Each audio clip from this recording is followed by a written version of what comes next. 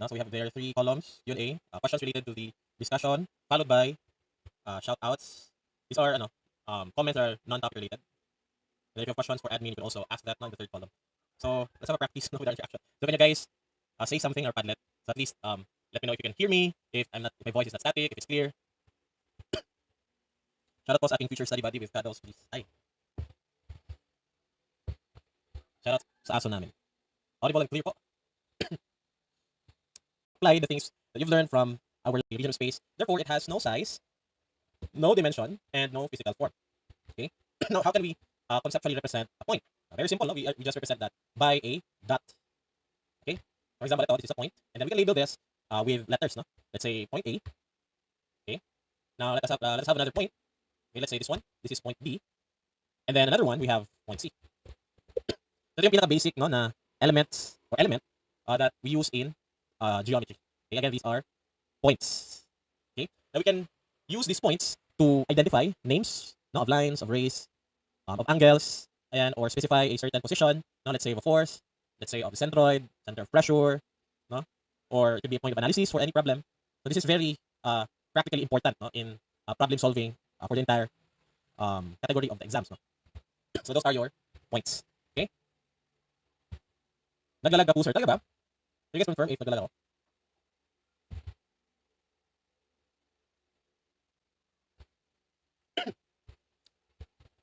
So that is the point. No? Now, let's talk about line. Ano naman tong line? So of course, this is a very familiar term with you. It is simply an infinite. Of course, pwedeng kahit ano yung magiging orientation ng ating line. No? It could be horizontal, right? It could be vertical. It could also be diagonal. Okay? Pag nag-name po tayo ng line, no, magde-denote tayo ng line with 2 arrows, okay, and then 2 letters, no, yung ginagamit natin to name, no, yung ating line. For example, ito, we use 2 points AB to describe line AB. Okay? Another way is pwede ding line AC. Okay? Or pwede ding line BC. Pwede din namang baliktad, no? Pwede ding line BA, line CA, or line CB. In other words, in naming lines, no, yung simula, there's no strict rule kung saan ka magsisimula ng letter for naming your line. No? It can be anywhere, no, in that line. Okay? Pwede ka magsimula sa A, pwede ka magsimula sa B, pwede ka magsimula sa C. Okay? So that is what line is all about. Now, ano naman ang kaibahan ng line sa segment or line segment? Okay, now pag sinabi naman natin line segment, this is a part of a line defined by 2 distinct endpoints. So if your line is infinite, ang line segment, guys, is finite. Ba ibig sabihin ng finite? Merong simula, merong katapusan. No? Para relasyon nyo lang yan ng x mo, no? May simula at saka merong katapusan. Yan po yung perfect example ng finite. Okay? A finite line is a line segment. Okay? Yun. Shout out daw kay FCE. Sino yan? Ayun, may mga reactions na. Sorry, guys. Sorry sa mga natamaan.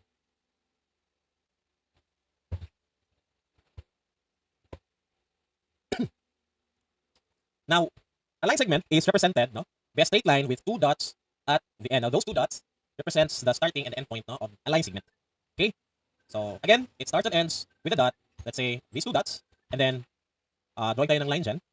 And then let's call those 2 dots as A and B. Now, we can say that line segment AB, no, it could be written in this way. No? Ang line segment, guys, ang primary kaibahan niya sa line, in terms of naming convention, is that sa ibabaw ng letters, for line, of course, meron tayong dalawang arrowhead. Pag line segment, we use a line without arrows. No? And again, kapag nagpapangalan tayo ng line segment, hindi kailangan ng order. No? Pwede mo siyang tawagin as AB, pwede din namang BA. A line segment, BA. Shout out TUP Manila. Oy, hello sa mga reviewees from Manila.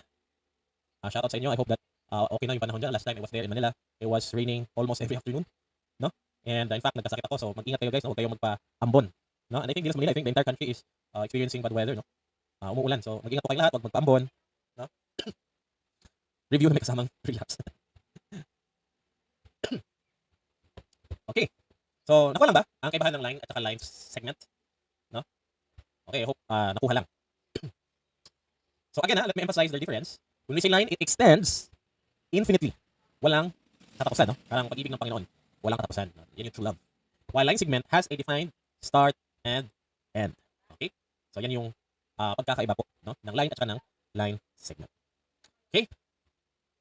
Sige, so I hope that's clear, guys. Now, in problems, usually, babanggitin, no, sometimes interchangeably yung line at saka line segment.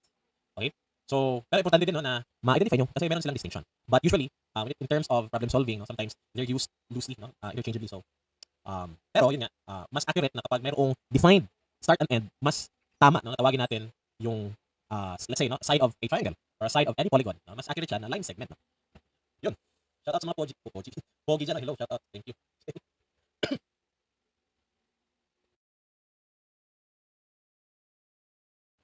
Okay, klaro lang ba yun? Sige, so let us proceed, no? Now, let's talk about rays. Rays. Now, when we say ray, a ray is a combination of the properties of both a point and a line.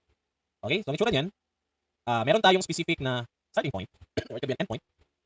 And then, mag-drawing tayo, no, ng extended or a line from this, no? And then mag-extend in one direction only. Okay? So, ang tawag natin dyan is a ray. Yan, klaro po sir na hindi niya ako mahal. Agay. At least klaro sa'yo yun, hindi ka naasa. Okay? So, ito po yung ray. No? So, a ray is different from line or a line segment, no? Kasi yung ray, combination siya. No? Kung ang tao, meron tayong mga half Pinoy, no? Half American, half Chinese, half Filipino, ayan. So, yung line naman, no? Sorry, ang ray para siyang kalahating line segment, kalahating line, no? But yeah, so ito, I think this is very familiar to us, no? So again, array is something, or it starts with a dot and then extends only in one direction. Array ko. Array ko naman. Okay. So pag nagpapangalan tayo guys ng ray, no? So it's helpful to use another point, no, inside your array. Let's say ito. Tawagin natin yung point B. So we can say that the name of this ray is ray AB. Okay? Ray AB. So it starts at point A and then continues indefinitely through point B. Okay? May free books po ba yung Latin honors? I think lahat ng enrolled merong free books. No?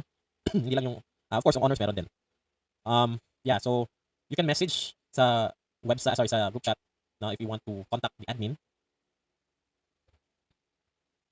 with regards to claiming the free books. But I think you'll be able to claim them pag meron ng start ng face-to-face. No? Hello po, meron na po bang PDF ng mga lesson po sa website? Wala po akong makita. Thank you po. I'll still have to check, guys. Because this is my first time. Hindi ko pa nakikita actually yung course ng pre-review sa website.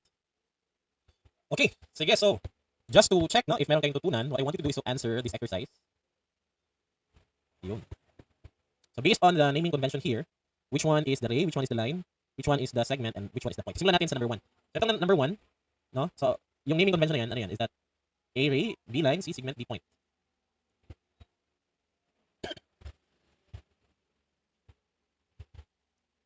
Sige, sa Q&A kayo ano yung sagot nyo sa number 1? Isa lang guys. Okay, so number 1 is correct, no? That is a line, letter B. So again, your arrowhead denotes an infinite extending of the line. No? Next, number 2. Ano to number 2? Okay, number 2 muna. Number 2, is that a ray, a line, a segment, or a point?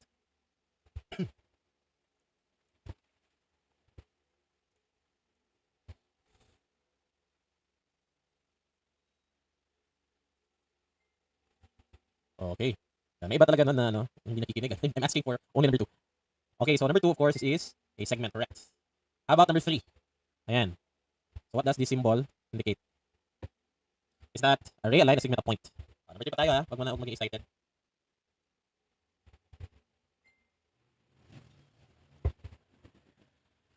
Okay, great job. No? So this is a point. Okay, very good tong mga natin. May ilan na sasagot ng segment. Pero point po yan. No? And then finally, number 4.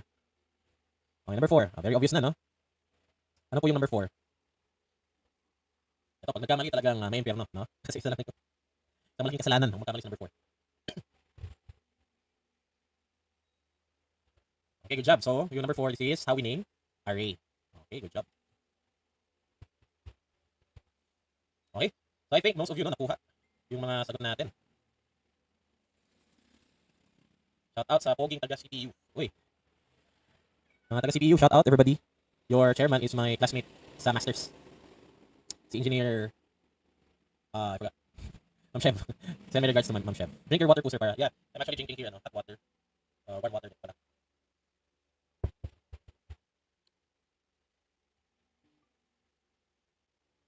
Yeah, si Ma'am Chef. So, send my regards to Ma'am Chef guys ha. We're very good friends. Okay, sige, so we're done here. I hope na nakuha, no? kaibahan ng ray, line segment, and a point. So now let's proceed to the heart, no, of geometry. Okay. Now guys, what happened if we have two rays? Let's say this ray and then this ray. We have them intersect one another at a certain point. Anong tawag natin sa opening or measurement ng opening ng dalawang intersecting rays natin? Okay, sige. Anong tawag dyan sa measurement natin ng bukaka ng dalawang intersecting rays natin? Not the units ha. I'm talking about the measurement.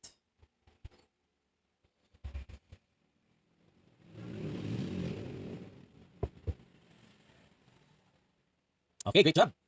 So ang tawag natin dyan is angle.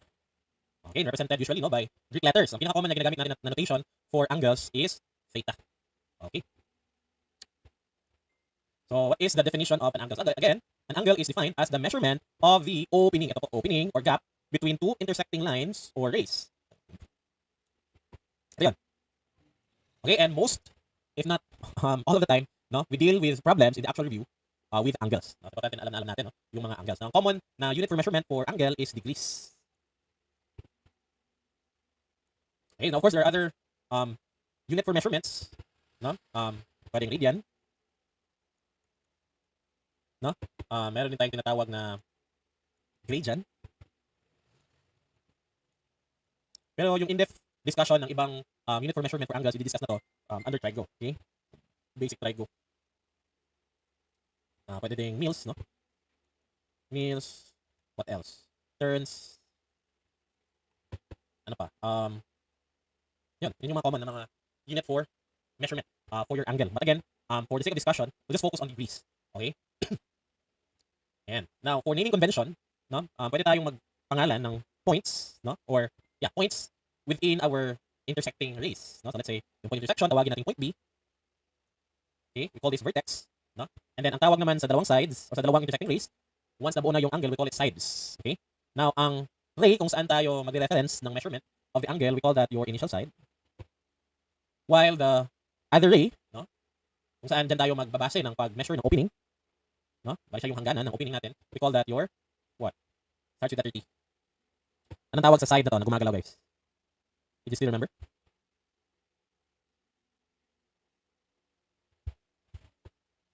This one, what we call this?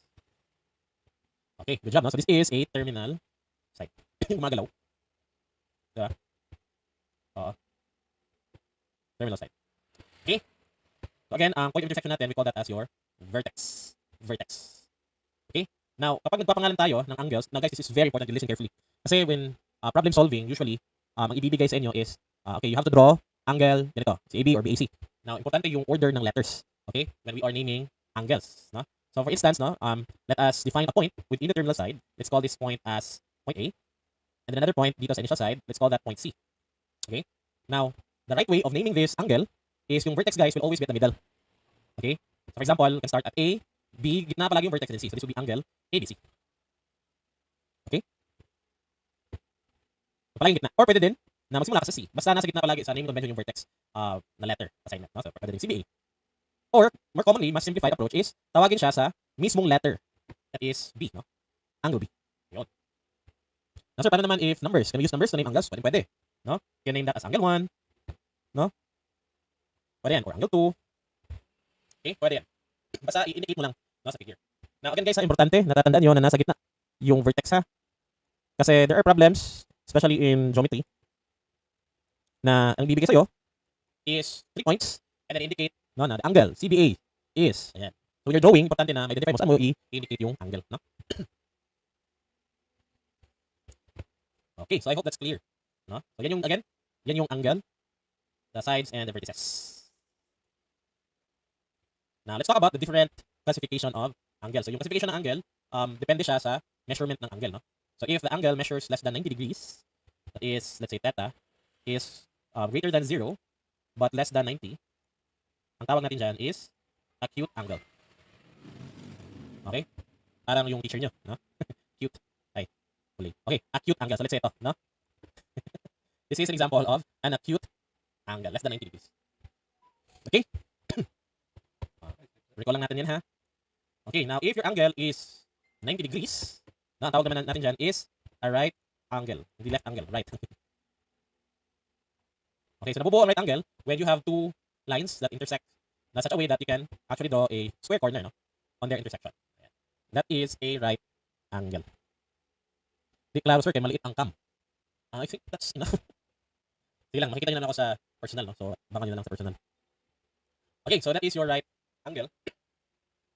Now, a polygon with a right angle, what do you call a polygon that has three sides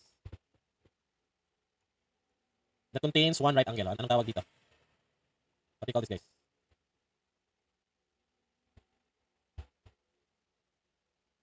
Okay, we call this a right triangle. Very good.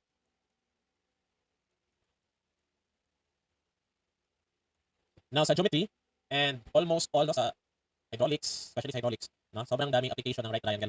Ayan, kaya, anyway, triangles I think will be discussed, no, in the formal discussion on geometry. Ayan, yung sa atin yan, isa na lang to introduction. Okay? Anyway, now, again, no, pag sinabi natin right angle, theta is equal to definitely 90 degrees. Now, what you call the angle that is, yung value ng angle is greater than 90, but less than 180. Okay, good job, no? So that is an obtuse angle.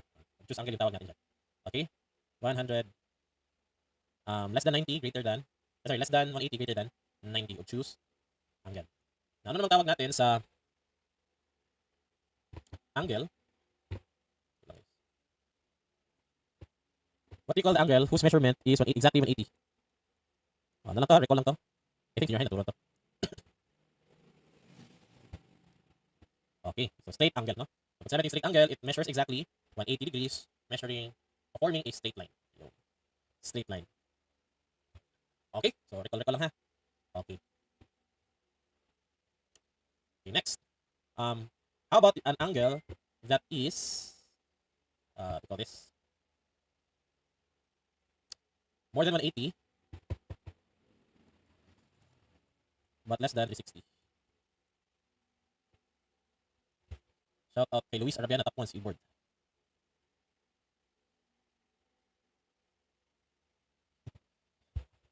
Relapse. Okay, start with letter R, reflex angle. Okay, an angle that measures 180 degrees. Reflex. Reflex. Okay, how about an angle that measures exactly 360?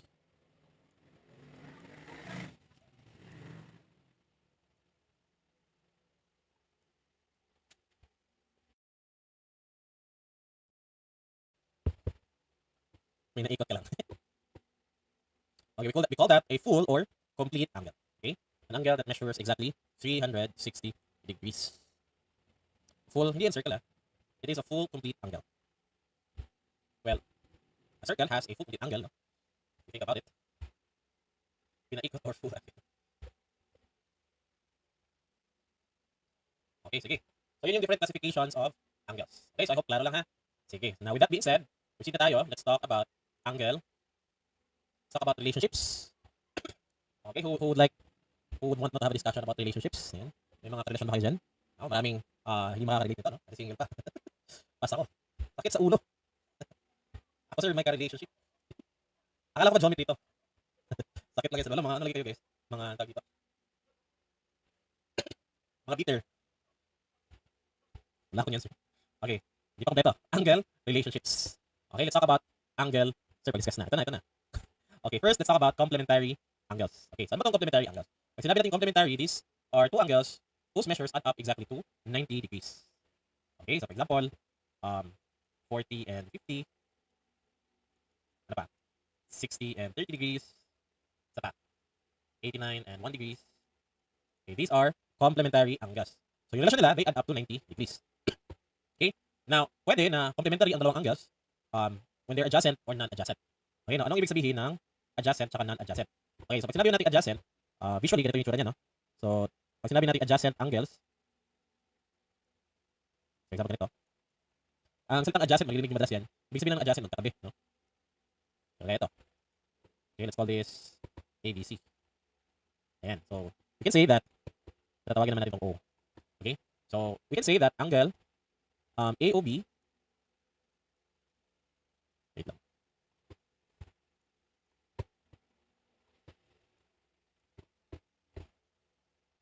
okay, angle AOB and angle BOC, na they are adjacent complementary angles. Adjacent complementary. Na malaman nyo na adjacent complementary sila kasi magkakaroon tayo ng square corner, no? When these two angles are together. Okay? Now, malalaman nyo, another thing is they share a common vertex. Okay? Pag sinabi natin adjacent, merong common vertex. Okay? In this example, ang common vertex nila is what?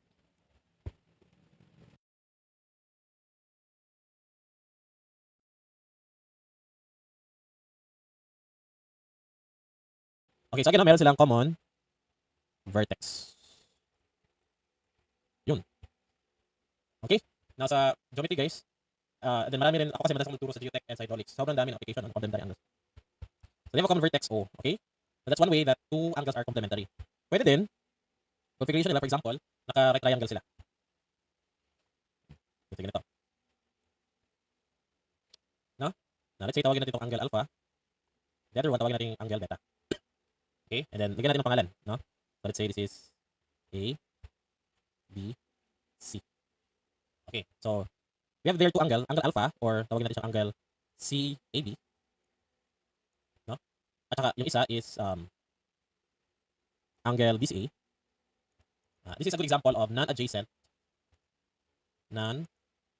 tapos complementary. Complementary. Ayan. So non-adjacents ang angle CAB at saka BCA because they do not share a common vertex. But their sum is 90. No? Kasi we know, diba, that the sum of the angles of the triangle is 180.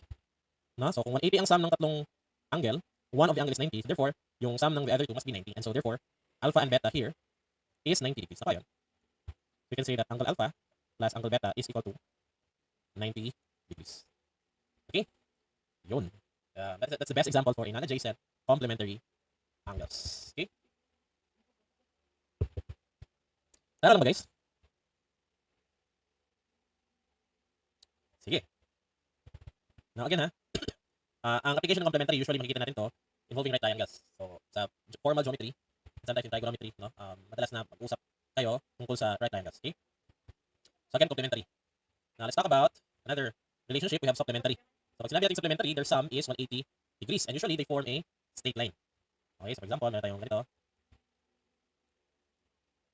Let's say this is alpha, this is beta. We can say that alpha and beta are supplementary because when added, ang makukuha nating sum is 180 degrees. And visually, ang mabubuo is a straight line. Okay? So that is what supplementary angles are. Yeah. Now, ang supplementary angles again, pwede siyang adjacent, pwede ding non-adjacent. So itong drawing natin, this is an example of adjacent supplementary angles. Pag sinabi natin ng adjacent, no, hindi lang sila magkatabi. No? So let's say ito. Let's say this is 120. And then let's say another angle. Let's say this is 60. Ayan, non-adjacent naman to. Dalawa. So in short, again, supplementary angles, their sum is 180 degrees. Okay? Parang kami pala ni Crash, di magkatabi. Ayan, tabihan mo kasi, no? Itong torpe.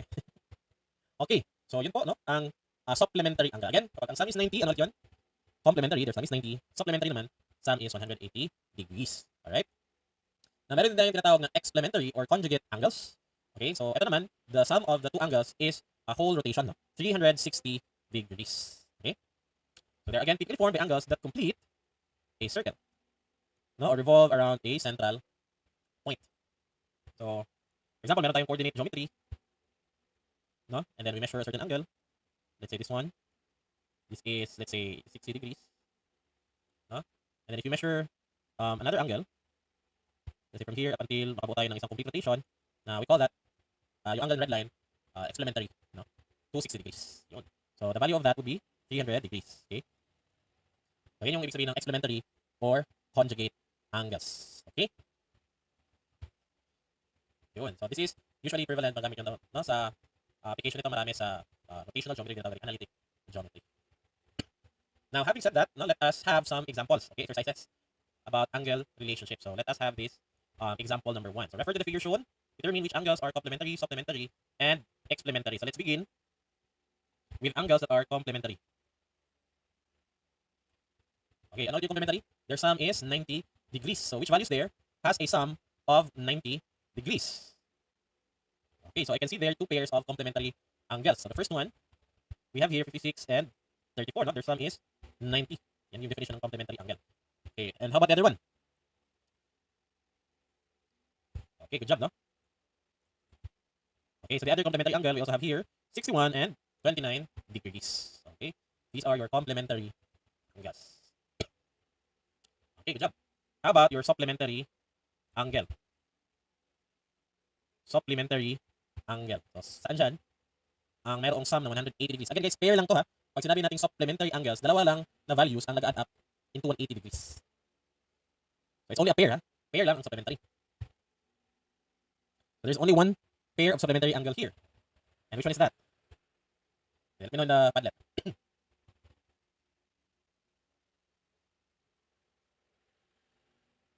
Okay. So, ito lang, no? We have 61 plus 119. So, if you're going to add that, no? So, yung sum nila is 180. Yun. So, hindi pwede supplementary guys, yung tatlong angle na nag-add up into 180. Hindi na yung supplementary. Pair lang po, no? Pag sinabi natin complementary, supplementary, or explementary, pair lang sila, or dalawa lang sila, no? So, bawal yung may third wheel. Okay? Kailangan focus lang sa isa. Okay. Sige, how about part 3? Explementary guys. Can you spot explementary angles here? Okay, mas baba pala.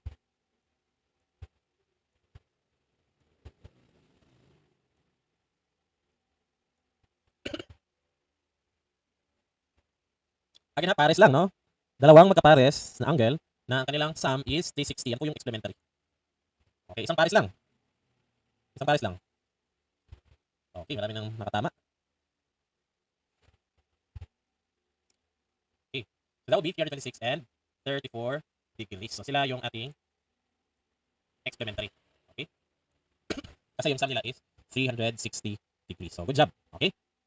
So I think magaling kayo no mag-spot ng mga complementary, supplementary, and explementary. Now ngayon, let us solve unknown angles. Okay, now guys, this is very, very fundamental or very, very foundational, especially pagdating na ninyo sa statics, no?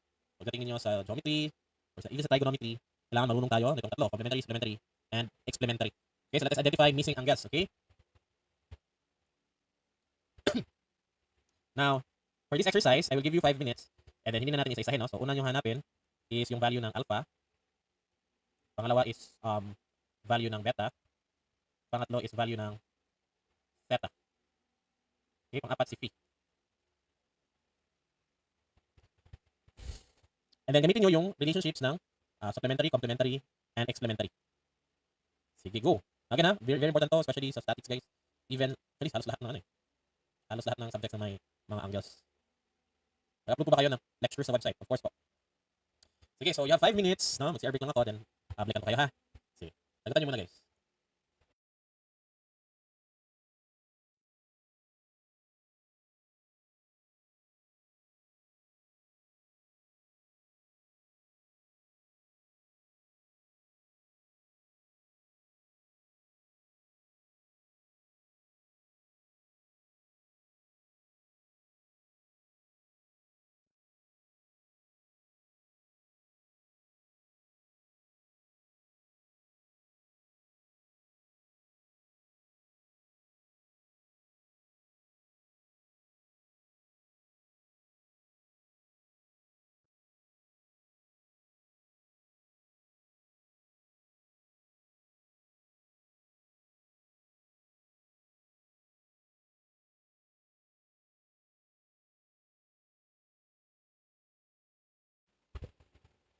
Okay, tapos na ba? Sana hindi lang nakopiyas ano ha, mga nauna. Nauna mag-submit. Okay, parang may inano nyo na to, no? Minata nyo lang, hindi nyo na. Now guys, with regards to exercises, what I want you to do is to really immerse yourself, no? Try to solve it independently, no? Without looking the answers of your review mates, no? Sa Padlet. Ayan, para talagang matest mo yung kalaman mo. Okay, so let's answer, no? Kasi marami na nagsagot. So first is, let's talk about angle alpha. Now, guys, notice, no? Na yung angle alpha natin is complementary dito kay 64, no? Kakabutay dyan ng 90 degrees. Yun. Complementary sila. So, gawin lang natin 90 minus 64. No? And 90 minus 64 is, ilan yan? It is 26 degrees. Yun. So, 26 degrees is the answer. Okay? Then, how about beta? Now, beta, guys, is this angle right here. Okay? And I think it's very obvious. Complementary naman niya itong 28 degrees. Na? Okay, so kung complementary, sum is 90 degrees. So, 90 minus 28. Yun. Sobrang dali lang. Okay, so ilan yan? 90 minus 28, mental math. That is 62 degrees. Okay. How about angle theta? Now, your angle theta starts from here, from the positive x-axis. Ito yung kanyang initial side. Terminal side naman is itong adjacent kay 64. Okay? Now, theta and 64 degrees, they are what we call supplementary, no? Kasi they form a straight line, di ba? Theta plus 64 forms a straight line. And kapag straight line, ilan ang sum? 180 degrees. Okay. So, yun lang, no? 180 minus 64 lang gawin natin. Masasolve natin ang theta. And that is equal to, ilan? 180 minus 64. Bakit ko na lang ha, para sigurado. 180 minus 64. Okay, 116. Good evening, sir. May dinner break ko ba, sir? What time po if meron? Kasi piniprepare ko na sa baby ko yung dinner. 2 minutes from now. We'll have a break. Okay, so madali lang, no? Yung sa supplementary. Okay, now part 4, of course, yung fee. So yung fee, guys, kung mapapansin nyo, lawak siya, no? From the positive x. Tapos downward yung pag-measure natin papunta dito, third quadrant. Then yung fee. Now, if we will apply experimentary concept, so kailangan natin mag-drawing ng angle na makakabuo ng isang full rotation, no? So tawagin natin yung gamma. Okay? Now yung gamma, madali lang. That's just theta plus 64 plus 43, no? So meron na tayong theta. It's 116. Add natin lahat yan. Ilan yan? So 116 plus 64 plus 43. Ang makuha natin is 220 degrees. So yung 223, experimentary niya yung phi. Diba? Ito, this angle, and this angle creates a full rotation, 360. Yung sum nila. Experimentary ang tawag nila dyan, or conjugate. So add lang natin, phi plus 223, that is equal to 360, or that's simply 360 minus 223. So hindi kaya na mental math, like calculate mo. So that is just equal to 137 degrees. Okay? I think most of you ay nakatama. Alright, sige. So, bago tayo mag-break, shoutout muna kay Jakey Ibardoni. I love you daw, galing kay Anon.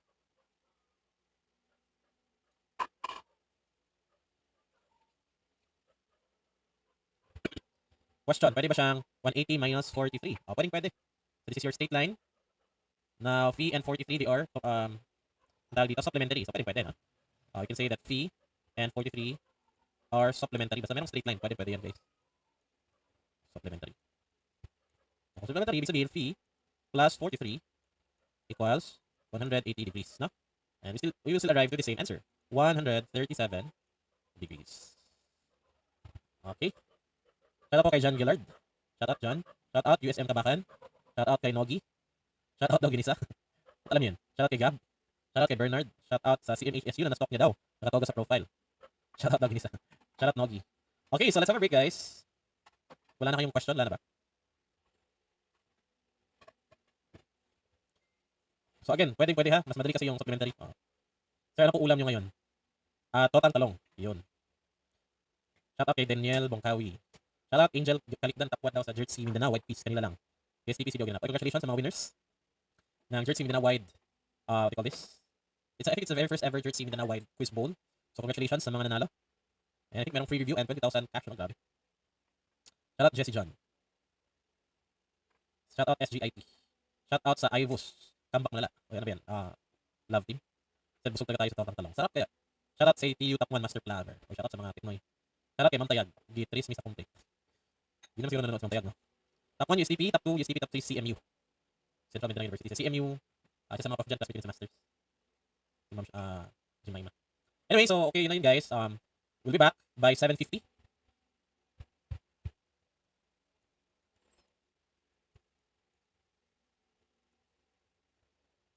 Shout out JK, first cum laude. Ay, galing.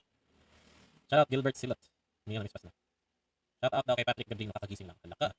Okay, so, let's have our 30 minutes break and then balik tayo with more examples. Okay? See you later.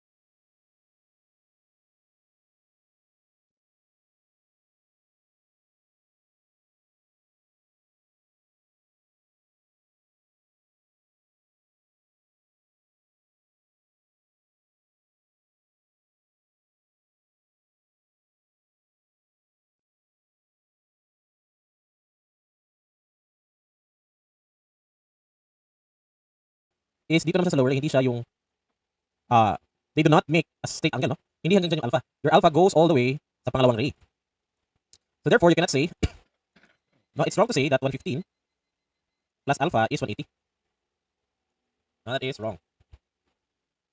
Okay, so what do we do instead? What do we do instead? Okay, so ang pwede natin gawin is to solve first for beta. Okay?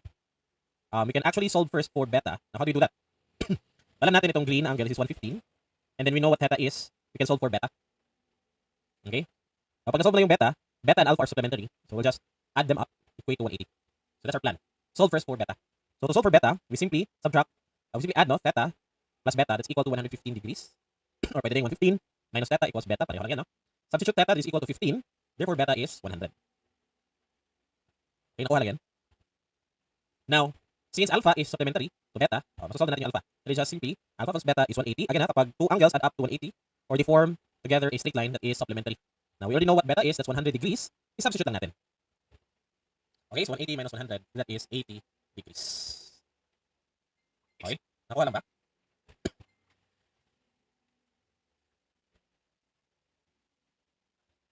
Alpha is 80 degrees.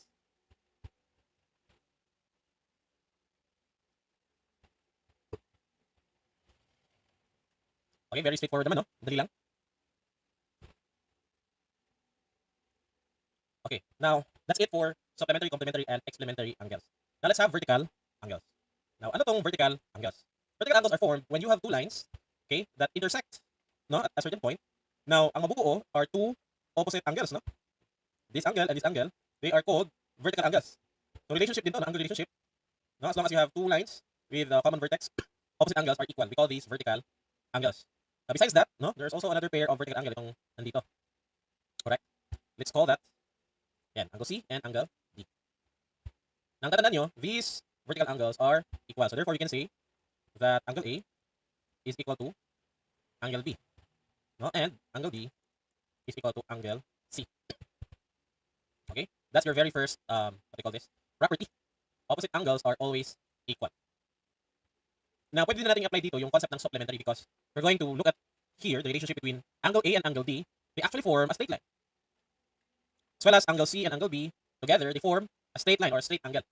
So, therefore, another property is that adjacent angles are supplementary. Again, example, angle A and angle D, they are straight angles or they are supplementary angles. Therefore, angle A plus angle D is 180 degrees. Alin pa dito? You also say that angle C and angle B are supplementary. Their sum is 180. Now, there are only two pairs of adjacent angles, no? Kasi dalawa lang yung straight line natin. Klaro lang yan. Okay? And then finally, the sum of all the angles, no, in your two intersecting lines are or is 360 degrees. Kasi nga, makakabuo tayo ng isang buong rotation. Okay, when you add up all the angles. And that is a total of 360 degrees. Okay? Klaro lang ba? Sige daw. So, for example, let's say angle E measures 30 degrees. Yun. What is the measurement of angle B? Angle C and angle D. Okay, simulan natin sa angle B. Paki-type sa Padlet. What's the measurement of angle B, everybody?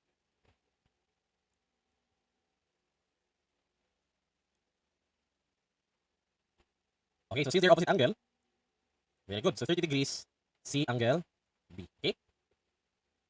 Now, how about angle C and angle D? How about angle C and angle D?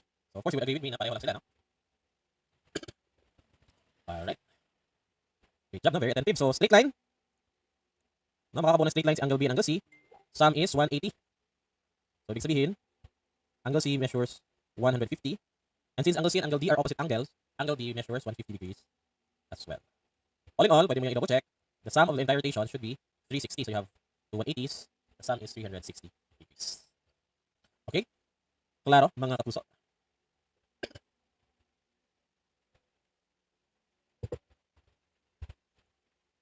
Now, let's talk about the different types of lines. Now, if your lines never intersect and slopes are the same, then we call those lines as parallel lines. Okay? For example, we have here two lines that never intersect. Even if you extend no further in the opposite directions, si line 1 and 2, they will never intersect. No? Yan yung sinasabing pinagtagpo, pero hindi tinadhana. Okay?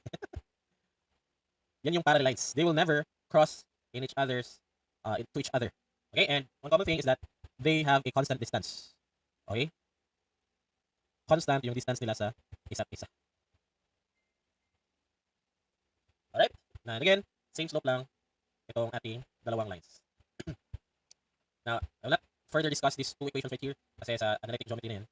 But that is basic definition of your parallel lines. Alright? Now, a real life example would be two parallel train tracks. Or mismong train tracks, no? Yung daanan ng gulong ng tren. Yan, parallel lines yan. Or two edges of a ruler. They're parallel, or shelves in a bookcase. Or the left and right edge of your phones, di ba? Those are parallel lines. Okay? Now, the second type of line is your perpendicular lines. These are two lines that intersect to form a 90-degree angle.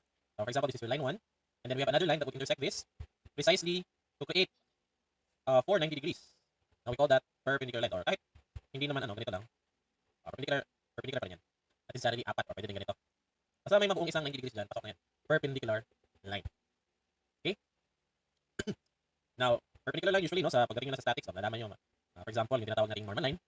No, normal line is always perpendicular to the surface. So, for example, meron tayong object, no? Meron tayong weight force. Weight force is always perpendicular, no, to the ground. And then meron din tayong tinatawag na normal force. No, normal force is yung resistance naman ng lupa, no, against the weight force. Always perpendicular po yan. Okay, so that is an example of perpendicular line. Okay?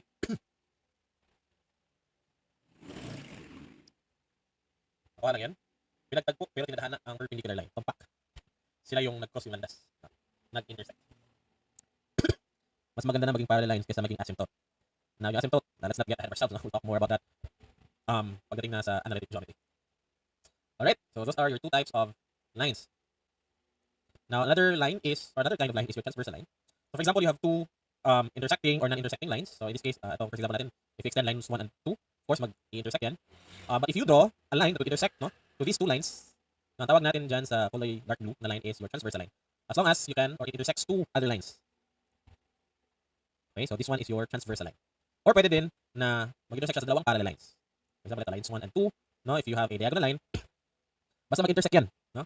We call that a transverse line. Now, this, ang tawag dito, feature of transversal line, very useful to guys, no? Especially sa mga application nito sa lahat ng hindi lang sa MSTC, no? Marami din ito sa HPGE as well as sa PSAT. So again, itong kulay blue natin is what we call the transverse line. Now, there is an interesting what we call this properties ng transverse line. Okay. So for example, tawagin natin ito, di ba kapag nagkat tayo dyan ng yung transversal line natin, makakabot tayo dyan ng dalawang pares ng apat na angle, no? Tawagin natin yung angles 1, 2, 3, and 4, and then sa kabila din, tawagin naman natin angles 5, 6, 7, and 8. Now, ang tawag natin, no, kay 3 and 6, and then also kay 4 and 5, we call them your alternate interior angle. Kaya siya tinawag na interior kasi yung location niya ay nasa inward or nasa loob ng dalawang parallel lines natin. And alternate, no, kasi yung 3 for example, sa left side, yung 6 naman ay nasa kabilang side, no? Alternate. 4 and 5 also are alternate interior angles. Now, they are what we call alternate interior angles, and again, they are equal. They are equal. Okay, so again, angle 5, ang alternate interior niya is 4, they're equal. Okay, and then 3 and 6, they are alternate interior angles as well. They are also equal. Okay? Klaro yan? Klaro? Now, meron din tayong tinatawag na alternate exterior angle. Exterior siya relative to the parallel lines. Okay, yung kulay pink na mga linya. Okay, so for example, angle 8 and angle 1, they are equal. They are alternate exterior angle. Okay? Alin pa? Okay, dawin na lang yung remaining ng dalawang pares.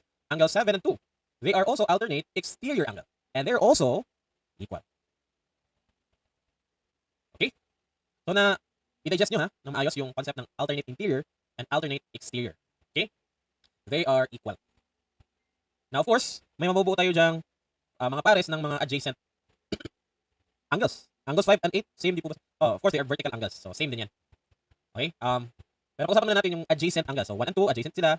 3 and 4, adjacent. No? 2 and 4, adjacent. 1 and 3, adjacent. And so on. 5, 7, adjacent. 5 and 6, 6, 8, 7, 8. Adjacent angles, they are supplementary. Ang sum is 180. Basta makabuo ka ng straight line, no? Automatic.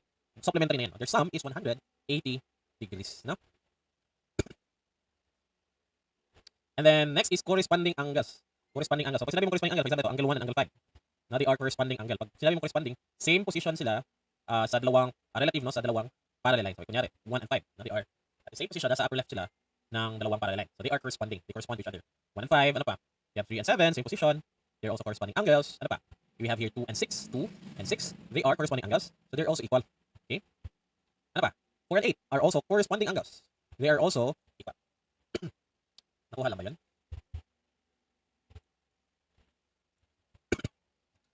And then again, no, yung sinabi kanina, vertical angles. So, isa natin dito. Vertical angles are equal.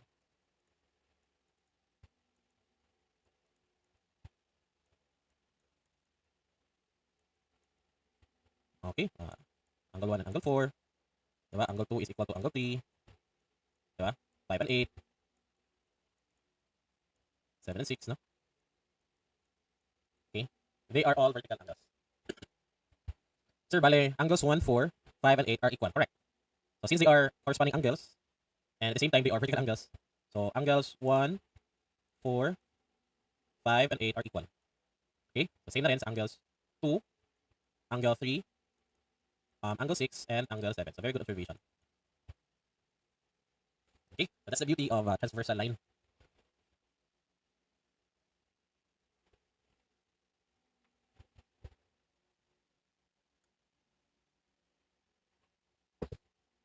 Nakuha lang po ba natin? Sige, i-practice natin para um, na-practice natin. Okay, so refer to this figure shown.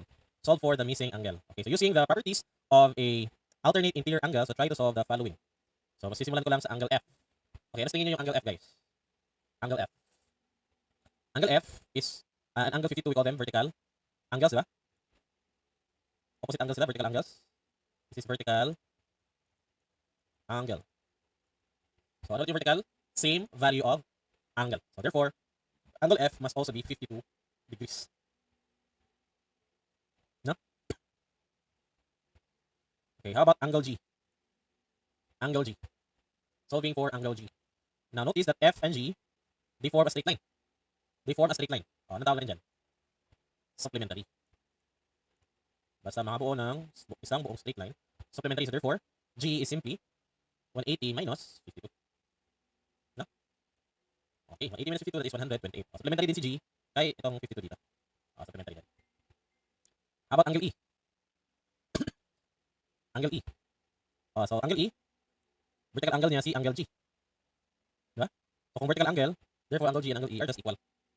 No? So, 128 din si angle E. So, okay na yung angles natin sa line 2.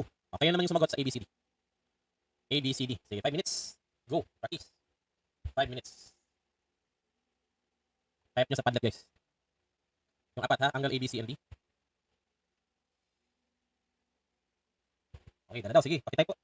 You're free to type your answers na.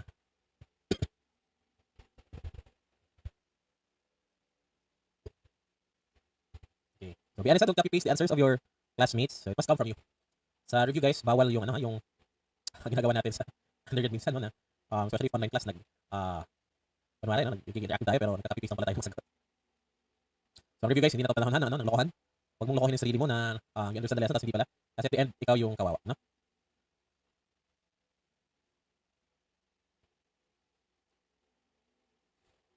Okay, so marami na nagsagot. 1 minute more para matapos mag-analyze yung iba.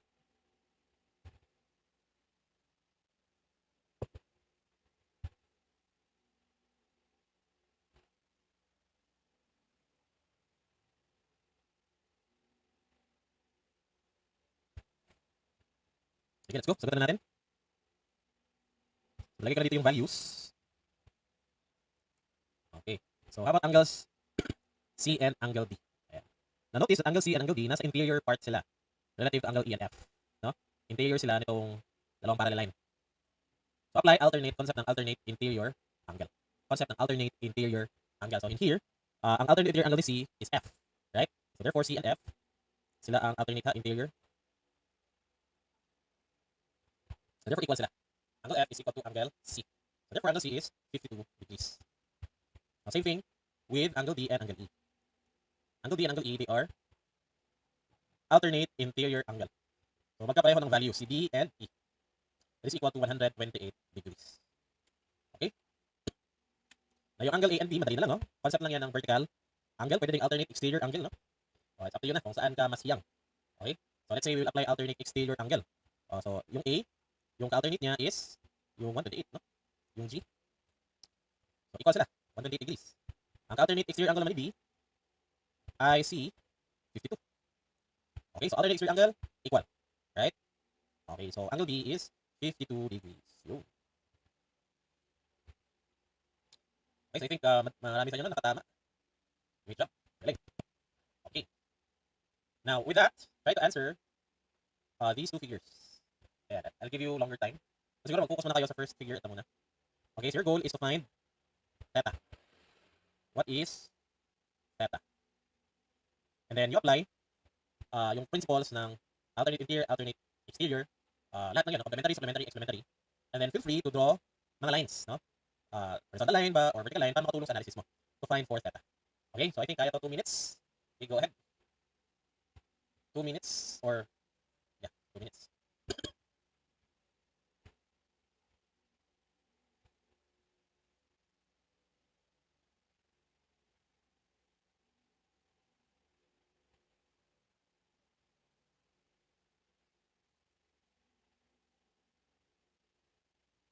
Guys, pwede din kayong mag-send ng ano, mga love notes para while waiting, no, sa iba na yung nagsasagot, pwede tayong magbasa ng mga love notes, mga shoutout.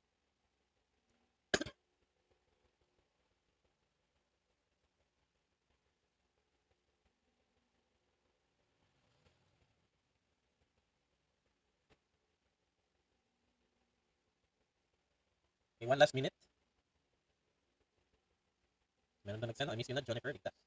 Sana all, nami-miss. Dear board exam, sino bang nga tatay mo? Bakit ka nila ginawa? Pwede din kayo mag-drop ng jokes, guys. Gusto nyo.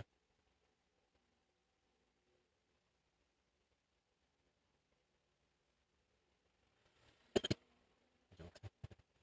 Literal naman. Sobrang literal.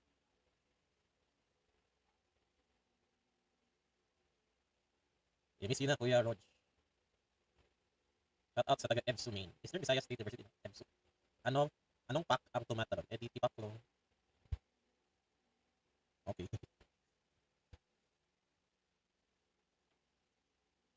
Shout out sa taga CHMSU. Guys, 8:30 sagutin natin. Para lang ano, yung iba na, no? And then, para hanap yung theta, pwede kang mag-drawing dito ng isa pang parallel line passing across the point intersection. And since 35 degrees is alternate interior niya, yung theta, they're equal. Not 35 and theta is equal. So therefore, theta is 35. Okay, and that's the answer. In your first, naglaway ano na alpha and beta. May iba na. Ang diskarte kaya kailangan dyan para ma-solve natin sa dashboard, makikita mo yung pre-review course. Click that. A right triangle. Right triangle. Now, what is a property of right triangle or of any triangle? Diba? For any triangle,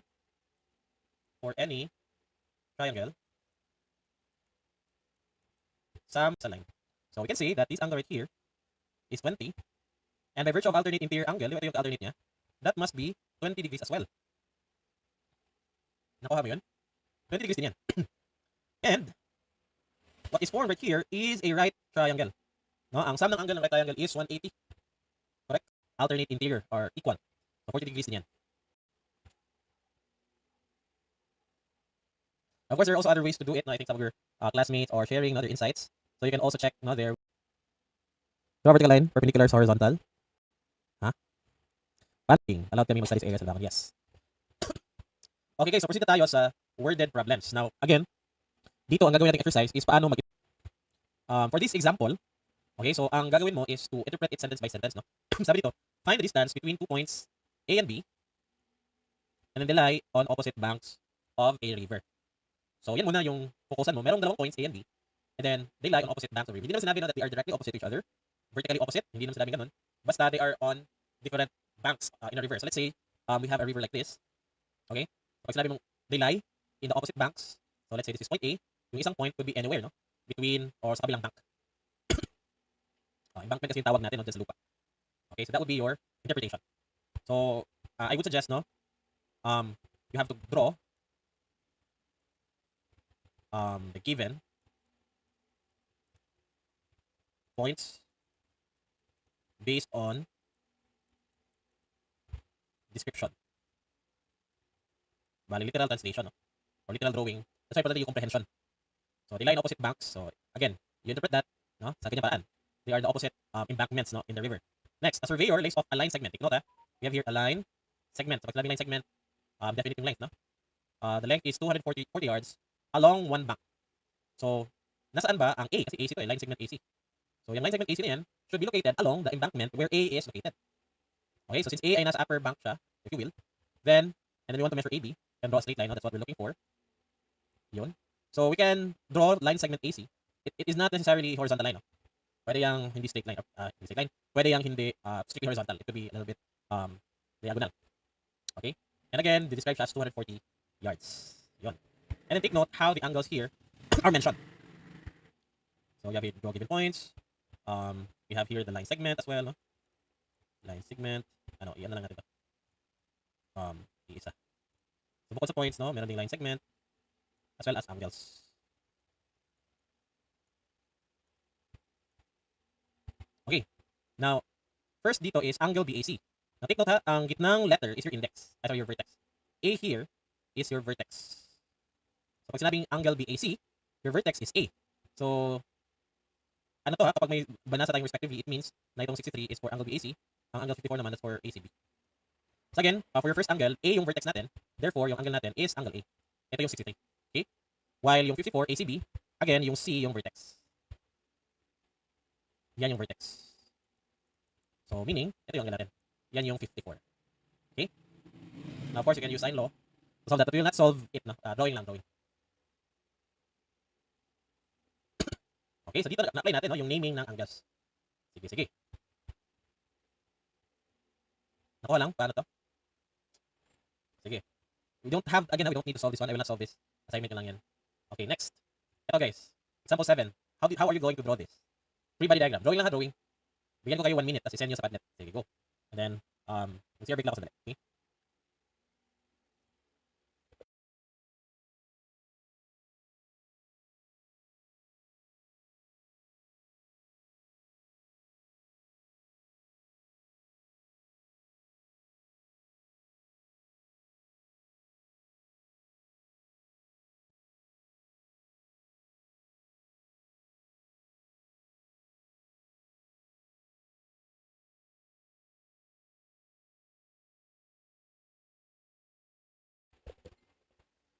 Okay, sige. So, paano yung drawing nyo dito guys?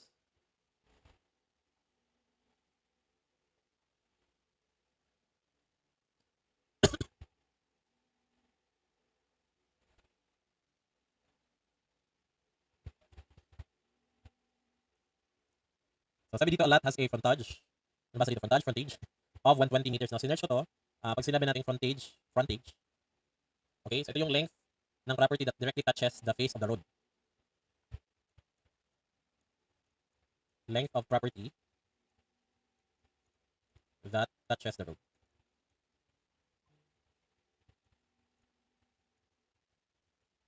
So, ibig sabihin, okay, nandito naman yung road natin. Ito yung frontage, no? Yan yung 120. Okay, isa nyo lang guys ha. So, meron lang nag-send. Let's see kung tama siya. So, may nabuo siyang parang trapezoid. Now, the other sides, which are parallel to each other, are both perpendicular to the road. So, you have two sides that are perpendicular to the road. That's merong length 90 and 60. So, pag sinabi perpendicular, calculate ng 90 degrees, no? So, ito, 90 degrees. And then, this one, another line. Mas maliit. And then, perpendicular ulit. That is 60 degrees. And yung lot would be like this, no? So, the question is, it is desired to subdivide the lot into two parts by there's another perpendicular line to the road, such that the area of the lot that adjoins the 60 meter side is equal to 1/3 of the whole area. So, sabi adjoin, katabi lang yan, no? Yung area na katabi ng 60. So, since for another perpendicular line yan, ganyan lang, no? And bali dito na part, 1/3 to of the whole area. Yun.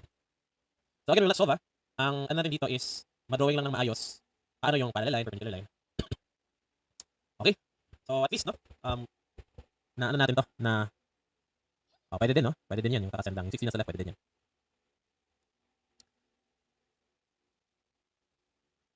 Sige, so let's end our discussion here. Are there any question, everybody? Kasi alas 9 na. Possible po ba magkaroon ng study area sa Banawa like sa Labangon po? As of now, the classrooms in the Banawa area, guys, are actually used really for the as classroom, no? So, we'll see. We'll see if magkakaroon ng study area. But for now, there's none. So, nasa Labangon yung study area. Sige, so do you have any other questions, concern, clarification? Siguro ilang instructors pa yung na-meet ninyo? 4 pa, no? Sir 5, Sir Diego. And then we have the OG, Sir Onde and Sir Duaso. Naging teachers ko pa yun sa dalawa. And you have Sir Gerbs. And then me. I think sila pa yung namitin nyo. And we have new instructors as well, no, yung mga recent top-notchers. You'll also see them in the future. And hopefully you'll enjoy their teaching as well. Possible po ba magka-jowa ako sa review, sir? Depende kung depende yan sa tadhana mo kung gagalaw ka. Pwede po pakibalik ng problem before sa last. You can actually just rewind the live stream, no? Para ma-screenshot ka. So, pwede po bang mahingi references para sa some problems? Kagaya nung kanina po, like mga figures. You mean the actual books where they came from? They're actually random problem, guys, no?